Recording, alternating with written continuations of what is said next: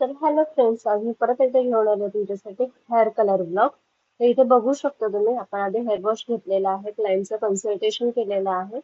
इथे ऍक्च्युली आज माझी जी स्टाफ आहे सोनल म्हणून, तर तिच्या मुलाचा बर्थडे पण येतोय, तर तिला पण थोडा मेकओव्हर करायचा होता आणि मला माझ्या स्टुडंट्सला प्रॅक्टिस पण द्यायची होती. सो मी तिला आज हेअर कलर हायलाइट्स हे करणार आहे. नो ब्लीच हायलाइट्स आहेत.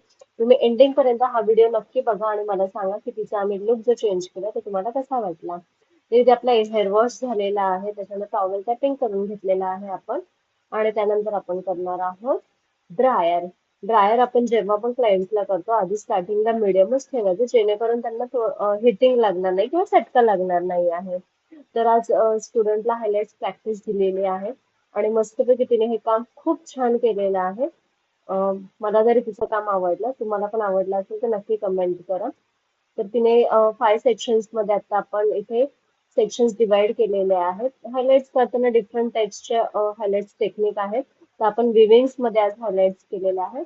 कलर मिक्स करण्याआधी तुम्हाला कलरच्या हायलाइट्स साठी जे फॉईल आहेत ते कट करून घेतलेले आहेत आपण. आणि इथे आपण जो आहे 13 नंबर हेअर कलर जो आहे 30 व्हॉल्यूम मध्ये मिक्स करत आहोत. मिक्सिंग तुमचं एकदम प्रॉपरली झालं पाहिजे, अजिबातही कलरचे वेगवेगळे असे ग्रॅन्युल्स दिसले नाही पाहिजे.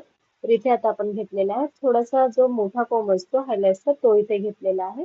तेलकोमच्या मदतीने फॉईल आपण अप्लाय केलेला आहे. आधी हॉरिझॉन्टल ब्रशच्या हेल्पने प्रॉडक्ट अप्लाय करून घेतलेला आहे.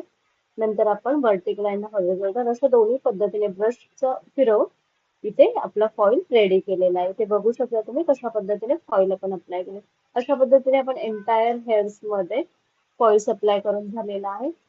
थोड्या वेळानंतर म्हणजे हार्डली हाफ एन आवर नंतर आपण फॉइल्स चेक केले, तर इथे थोडासा इश्यू दाखवलेला. मला सोनालने सांगितलं होतं आधी की तिने ग्लोबल हेअर कलर केला आहे, बट कोणत्या कंपनीचा किंवा कोणत्या ब्रँडचा केला होता किंवा कास्टिंग होता की नाही त्याची आयडिया नव्हती, म्हणून इथे थोडासा कलर मध्ये इश्यू आला होता. तर व्हर्जिन हेअर्सला वेगळा कलर आला होता आणि खाली जे केमिकल ट्रीटेड होते त्यांना वेगळा. तर हा कलर मर्ज करण्यासाठी आम्ही काय केलं मी तुम्हाला नक्की पुढच्या व्हिडिओमध्ये सांगेन. बट नंतर एंडिंगला तो आता बघू शकता तुम्ही, कलर एवढा सुरेख झाला होता. आणि सोनलला पण खूप एक्साइटमेंट होती की कसा आलाय कलर आणि कसा दिसेल, आवडेल की नाही, घरच्यांना आवडेल की नाही. बट येथे कलर अगदी सुरेख झालेला आहे. आणि अशा पद्धतीने आपण हेअर वॉश घेतलेला आहे. फॉईल हळूहळू आपण एक एक फॉईल केस भिजवून काढून घ्यायचे आहेत. खेचले न जातील याची थोडीशी खात्री करून घ्यायची. आणि त्याच्यानंतर अशा पद्धतीने आपण केसांमधले सगळे फॉइल्स रिमूव्ह करून घेतले आणि केस व्यवस्थित वेट करून घेतले. त्यानंतर आपला आधी शॅम्पू झाला होता आणि आता आपण इथे यूज करणार आहोत शिया बटरचा हेअर स्पा मास्क. तर इथे जे आहेत आपण मास्क यूज केले, तुम्ही बघू शकता की शाईन आणि मस्त सिल्की हेअर्स झालेले आहेत. ऑलरेडी जे आहे 4 to 5 months बिफोर सोनलची आपण आम्ही आय थिंक बुटॉक्स ट्रीटमेंट केली होती आणि ती देखील अजूनही सुरेख आहे. तर इथे आपले टॉवेल टॅपिंग झालेलं आहे आणि आता ब्लो ड्राय घेत आहोत. आपण इथे सिरम पण लावले, बट व्हिडिओ घ्यायला मी विसरले होते.